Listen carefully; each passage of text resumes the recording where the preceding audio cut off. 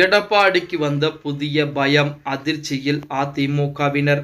நண்பர்களே, நம்ம போடக்கூடிய வீடியோக்கள் உங்களுக்கு பிடிச்சிருக்கு அப்படின்னா ஒரு லைக் பண்றதுக்கு மட்டும் மறந்துடாதீங்க. அதிமுகவை பொறுத்த வரைக்கும் அதோடைய பிரதான சின்னம் அப்படின்னா இரட்டை இலை சின்னம். அந்த இரட்டை இலை சின்னத்தை நம்பித்தான் இதுவரைக்கும் பாமர மக்கள் வாக்குகளை செலுத்தியிருக்காங்களே தவிர அதில் இருக்கக்கூடிய வேட்பாளர்களை பார்த்து கிடையாது.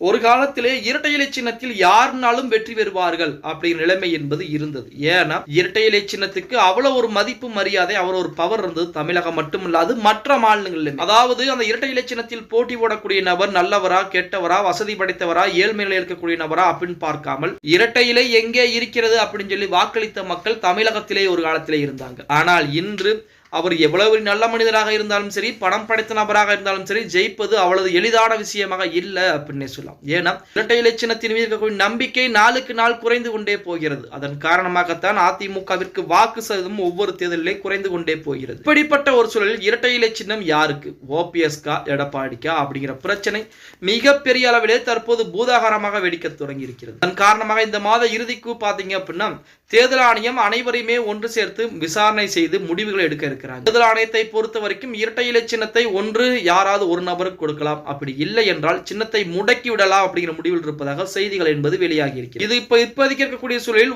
ஓபிஎஸ்க்கு எது நடந்தாலும் அது வெற்றியாகத்தான் பார்க்கப்படும் அப்படின்னு. ஒன்று ஓபிஎஸ்ஸின் பக்கம் இரட்டை இலை சின்னம் வந்தால் மிக சிறப்பாக இருக்கும். அப்படி இல்லை என்றால் இரட்டை இலை சின்னத்தை முடக்கினாலும் ஓபிஎஸ் மகிழ்ச்சியாகத்தான் இருப்பார். ஏன் அப்படின்னா எடப்பாடி பழனிசாமியை அந்த இடத்தில் இருக்கக்கூடாது அப்படிங்கிறதுல ஓபிஎஸ் மிக உறுதியாக இருந்து கொண்டிருக்கிறார். அதன் காரணமாகத்தான் இரட்டை இலை சின்னத்தை முடக்கக்கூடிய வேளையில் மிக தீவிரமாகவும் இறங்கி இருக்கிறார் அப்படின்னே கூட சொல்ல. அதாவது இரட்டை இலை சின்னத்துடைய வழக்குகளுடைய தீர்ப்பு என்பது வெளிவராமல் புதிய கட்சியை ஆரம்பிக்க கூடாது அப்படிங்கிற முடிவில் இருக்கிறார் ஓபிஎஸ் அவர்கள். பொறுத்திருந்து பார்க்கலாம். ஓகே கைஸ், வீடியோ பிடிச்சிருந்தா மறக்காம ஒரு லைக் பண்ணி விட்டுருங்க. அப்படி இந்த வீடியோ ஃப்ரெண்ட்ஸ் அண்ட் ஃபேமிலிக்கும் ஒரு ஷேர் பண்ண மறந்துடாதீங்க.